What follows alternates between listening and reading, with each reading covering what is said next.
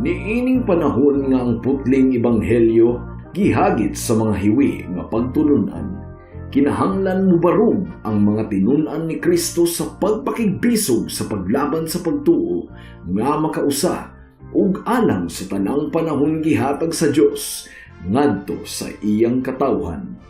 Maoy hinungdan nga namugna kining tulumanon ang putling ebanghelyo.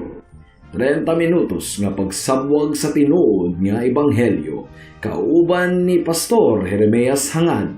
Ang putling ebanghelyo tulumanon nga gihatod kaninyo sa Unidos Community Bible Fellowship sa Unidos Plaridel, Misamis Occidental. Ang putling ebanghelyo, ang putling ebanghelyo, ang putling ebanghelyo.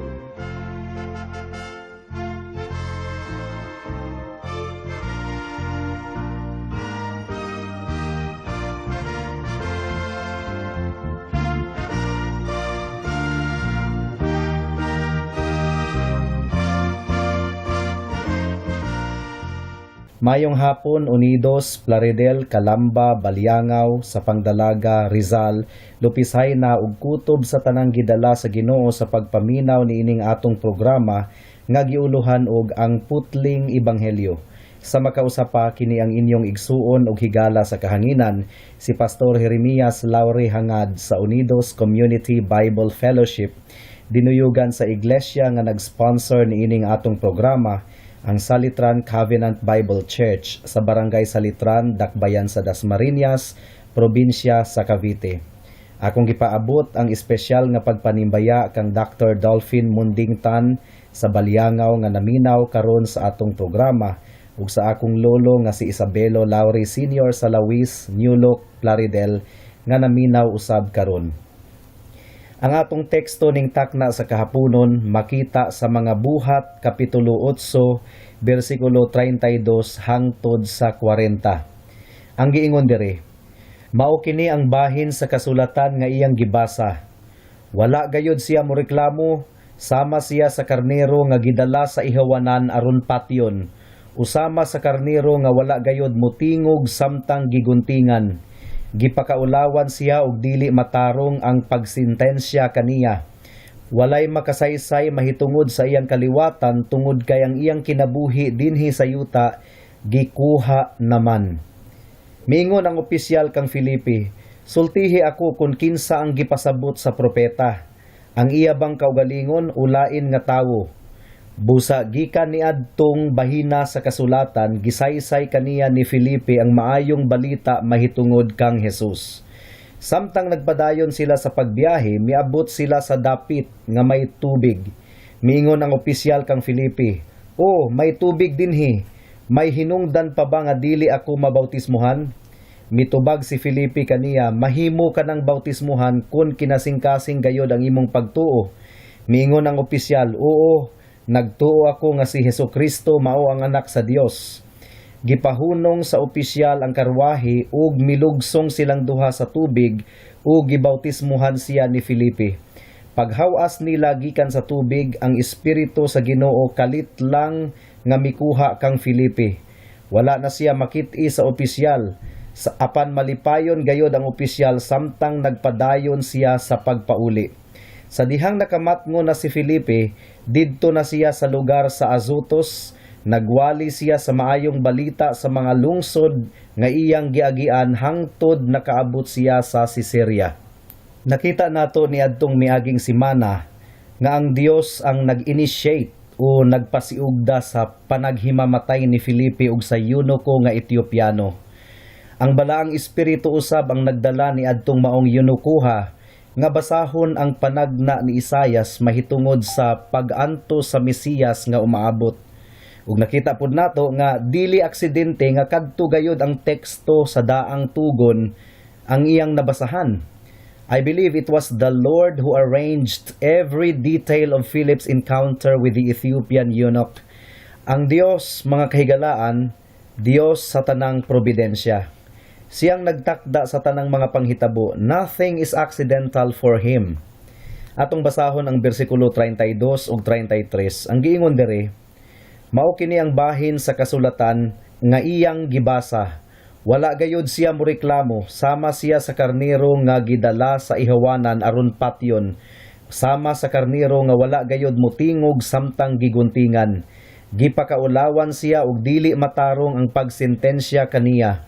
Walay makasaysay mahitungod sa iyang kaliwatan, tungod kay ang iyang kinabuhi dinhi sa yuta gikuha naman. Kini nga passage panagna kini nga nahasulat sa Isaias kapitulo 53 nga naglarawan sa substitutionary atonement of Christ o pag-ula ni Kristo sa iyang dugo isip kapuli sa mga makasasala nga iyang pagaluwason. Si Kristo ang kordero sa Dios nga pagapatyon. Apan bisan pa niining tanan sumala sa panagna ni Isaias magpabilin nga tak-um ang iyang baba. Sa pagbasa sa yunuko niini nga bersikulo, naglibog ang iyang hunahuna.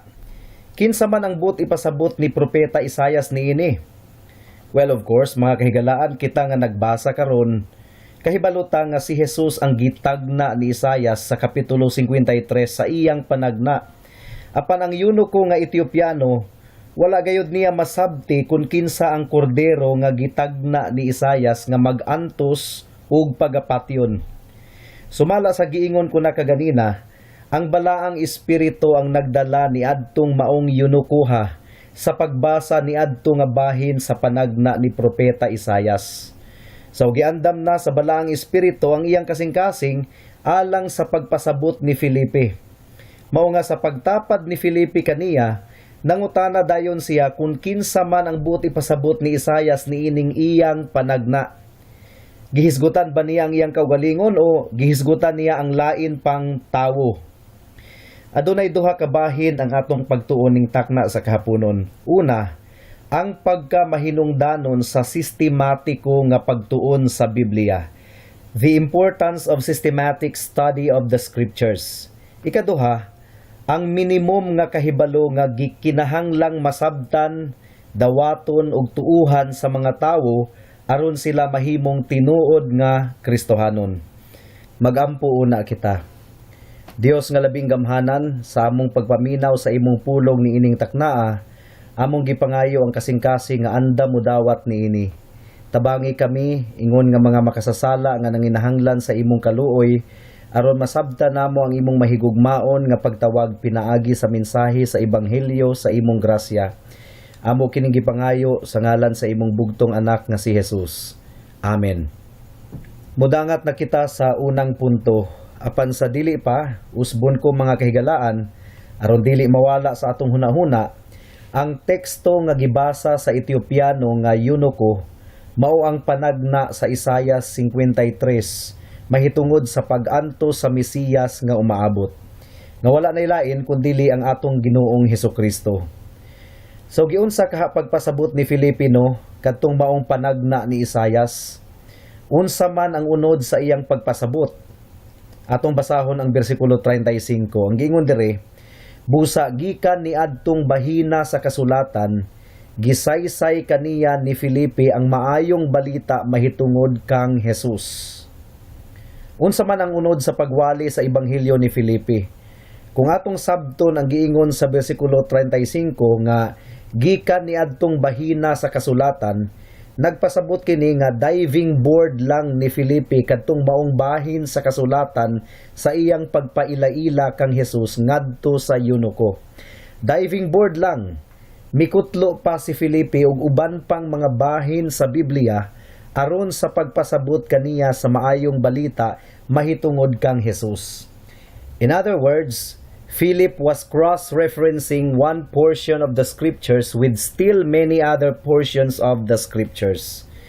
Kining cross-referencing mga kahigalaan, mao kini ang pagtandi-tandi sa mga bersikulo sa Biblia, tun-an ang kinatibuk ang konteksto sa mga kasulatan nga gitandi-tandi, dayon kuhaon ang pinakapagtulunan o pinakaminsahe sa mga bersikulo nga gitandi-tandi. Systematic theology ang tawag niini mga kahigalaan. Pero ato kining klarohon kay basin og ma-misinterpret ta sa uban. Ang pagtandi-tandi layo ra kaayo og kalainan sa gibuhat sa ubang mga grupo nga naglukso-lukso ug nagpick up og mga minugbong bersikulo sa Biblia Dayon gisumpay-sumpay ang mga bersikulo nga ilang gikutlo. Dayon mukuha og pagtulunan nga layo ra kaayo sa konteksto ug background sa mga bersikulo nga gisumpay-sumpay. Kadaghan ako nakasaksi og mga debate nga gipasiugdahan niining mga grupuha. Paspas kaayo silang mo-pick up og nagkalain-laing minugbong mga bersikulo, pero dili nila basahon ang kinatibuk ang kapitulo. Nag-pick up lang sila og mga minugbong mga bersikulo, dayon mupanday na sila og doktrina nga layo ra kaayo sa konteksto ni adtong mga bersikuluha. Peligro kana nga pamaagi higala. Mao kanay kasagara nga ginagamit sa mga kulto nga grupo, using passages of the scriptures that are very far from the overall context. For example, naay dakong grupo diri sa Pilipinas nga nag-pick up lang og mga bersikulo nga naghisgot nga si Kristo tawo. Gipick up nila kining mga bersikuluha, dayon mi-conclude dayon nga si Kristo tawo lang ug dili Dios. Syempre mao na ilang conclusion tungod kay ang mga bersikulo nga ilang gipick up kadto ra man pong mga bersikulo nga nag-ingon nga si Kristo tawo. Kay tawo man jud pod si Kristo. Pero gilikayan nila ang mga bersikulo nga klaro kaayong nagtudlo nga si Kristo Dios usab. Kung honest lang gayud sila sa ilang intensyon, at ubangon nila kining mga bersikulo nga nagpamatuod nga si Kristo Dios usab. Pero ila kining gilikayan. Mga kahigalaan, kadaghan ako nakapaminaw sa ilang mga pagwali, galukso-lukso ra gyud og mga bersikulo nga layo ra kaayo sa konteksto. It's not being honest. Ug kining mga tawhana manubag gayud ni sila sa Ginoo sa adlaw sa paghukom, tungod kay gibinuangan nila ang paghandle sa iyang pulong. Alang sa mga gustong makabaton og mas lalom pagayod nga pagpasabot sa mga doktrina sa Biblia, giimbitar ko kamo sa pag-enroll sa Covenant Reformed Seminary of Asia. Din ang systematic theology, usa sa mga major nga mga subjects. And by the way, si Jesus mismo gigamit niya ang systematic theology sa pagpasabot niya ngadto sa duha ka mga tinun-an nga taga-Imaos sa maayong balita mahitungod kaniya. Atong tanawon kung giunsa pag cross-reference ni Jesus ang kasulatan, sumala sa nahasulat sa Lucas kapitulo 24 bersikulo 27. Ang giingon diri, ug gipasabot kanila ni Jesus ang tanang ginaingon sa kasulatan mahitungod kaniya, gikan sa mga sinulat ni Moises hangtod sa mga sinulat sa mga propeta. So nag-cross-reference. Nag-cross-reference si Jesus gikan sa mga sinulat ni Moises hangtod sa mga sinulat sa mga propeta aron ipasabot ni adtong duha ka mga tinun-an nga taga-Imaos ang maayong balita mahitungod kaniya. So basically it was the whole of the Old Testament that Jesus Christ expounded. The Lord interpreted to them in all the scriptures the things concerning Himself. Ang matinud-anon nga magwalali, mga kahigalaan, magkugi gayod sa lawom nga pagtuon sa Biblia. Tungod kay sumala sa giingon ko ni adtong miaging simana, manubag kami sa Dios kung lamu-lamuon namo ang pagwali sa iyang pulong. So tataw natong nakita nga si Felipe naggamit og systematic theology aron isaysay ngadto sa eunuko nga Ethiopiano ang maayong balita mahitungod kang Kristo. Si Matthew Henry, usa ka inila nga Bible commentator, miingon nga the business of gospel ministers is to preach Jesus, and this is the preaching that is likely to do good. Ang pagwali nga wala nagamantala kang Jesus, imposible nga gamiton sa Ginoo alang sa pagkabig ug mga kalag nganha kaniya. So nang hinaot ako nga nasabdan na ninyo mga kahigalaan ang mahitungod sa systematic cross-referencing of the scriptures. Mudangat na kita sa ikaduhang punto. Ang required minimum knowledge nga gikinahanglang masabtan, dawaton ug tuuhan alang sa kaluwasan sa kalag sa mga katawhan. Try to imagine the situation mga higala. Tungod kay nakahibalo man si Felipe nga one time lang tong ilang panaghimamatay. One time tungod kay pauli ay nagud tong yunukuha sa layong nasod didto sa Africa. Nagtuo ko nga gihatag ni Felipe kaniya ang minimum nga kahibalo nga kinahanglan niyang mahibaw-an ug masabtan ug tuuhan sa dili pa sila magbulag og dalan. Hinaot nga nasabtan ninyo ang konsepto sa minimum knowledge o minimum nga kahibalo. Minimum tungod kay bisag dili masayran sa usa ka tawo ang uban pang lawom nga mga doktrina sa Biblia, as long as masabtan niya kining minimum knowledge of Christianity, maluwas gihapon siya kung iyang masabtan, tuuhan ug dawaton kini nga minimum knowledge. Without understanding this required minimum knowledge, you can never become a true Christian.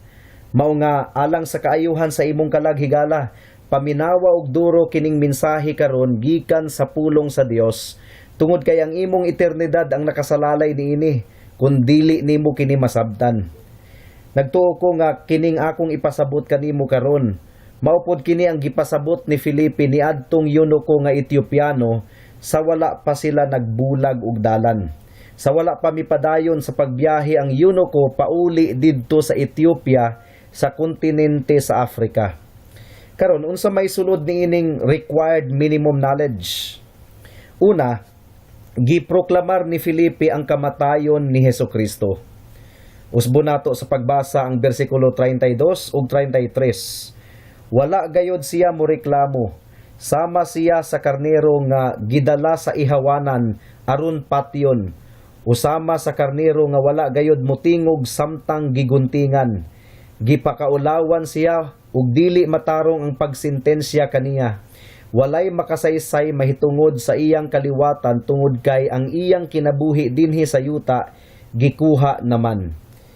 Sa gikaingon ko na, gikan kini sa panagna sa Isaias kapitulo 53. Well, nagtuo ko nga gipasabot gayod ni Felipe ngadto sa eunuko ang tibuok konteksto sa Isaias 53 ug uban pang mga bersikulo sa Biblia susama sa gibuhat ni Jesus didto sa kalye sa Emmaus.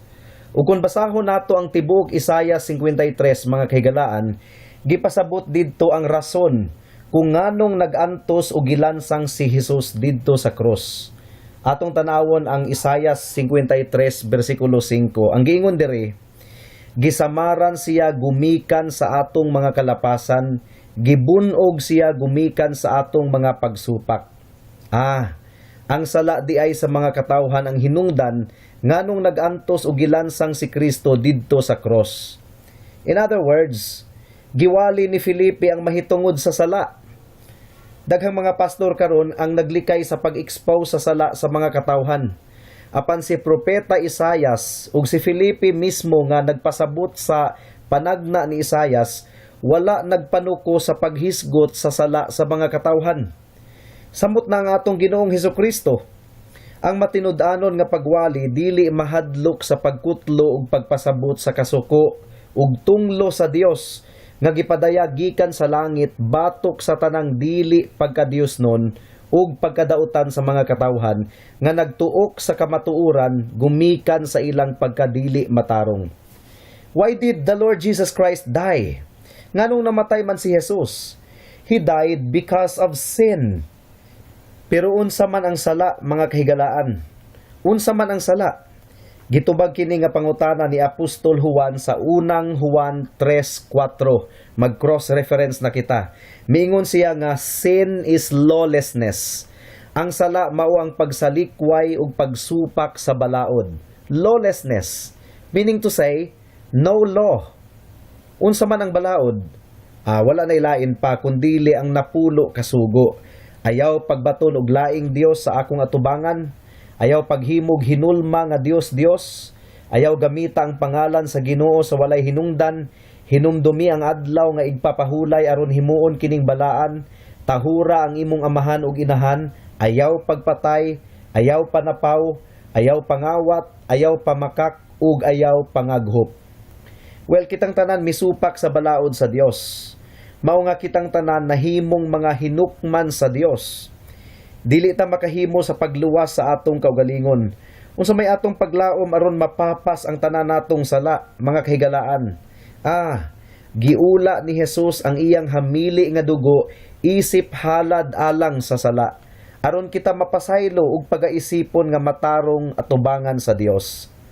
The law does not save us. Ang balaod dili kana ang magluwas kanato, but it is our study of the law that tells us frankly that we are sinners.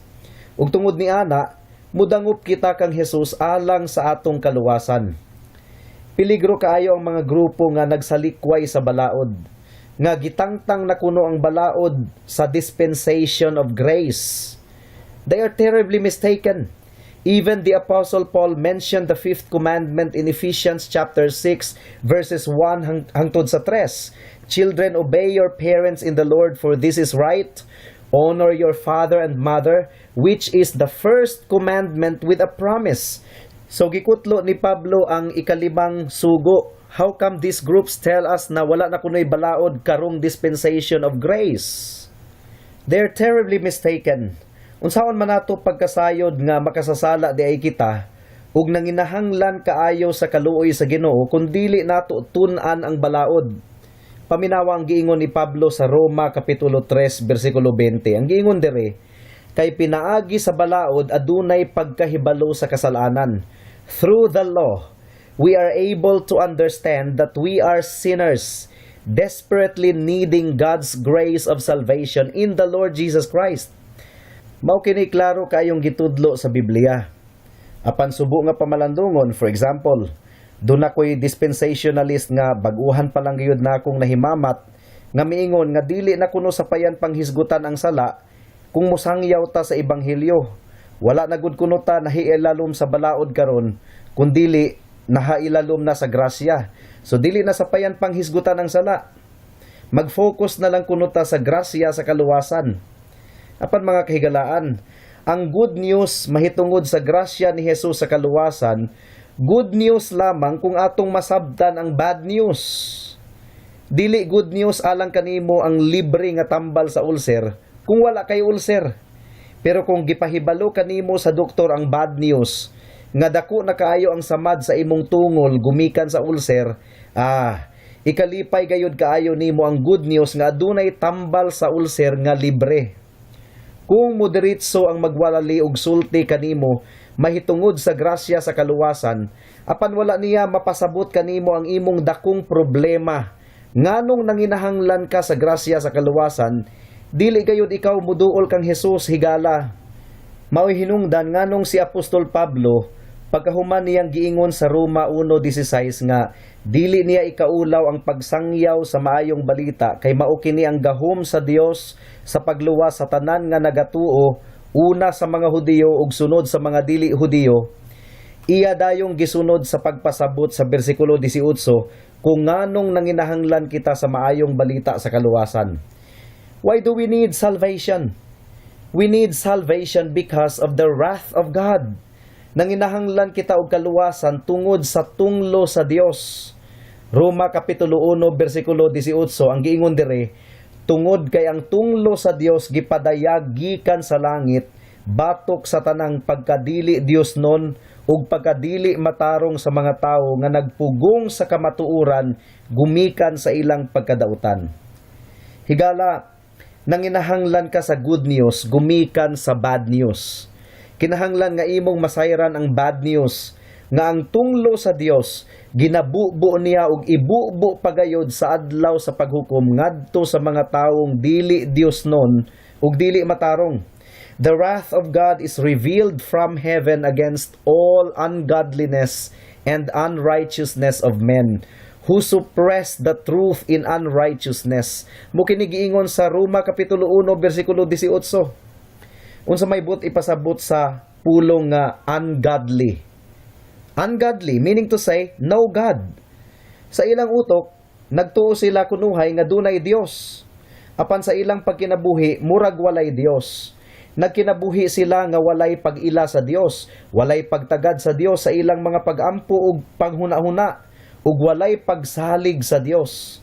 Mumataog sayo sa buntag, maghikay og pamahaw, maligo, mag-ilis, mamahaw, mutungha sa trabaho, nagkayod tibok adlaw sa pagpangita og kwarta, muuli sa ilang balay pagkahapon, usahay mag-overtime pa, manihapon, mutana og TV kadali, mag-toothbrush, Ug matulog na pud, nahuman ang tibuok adlaw, walay Dios.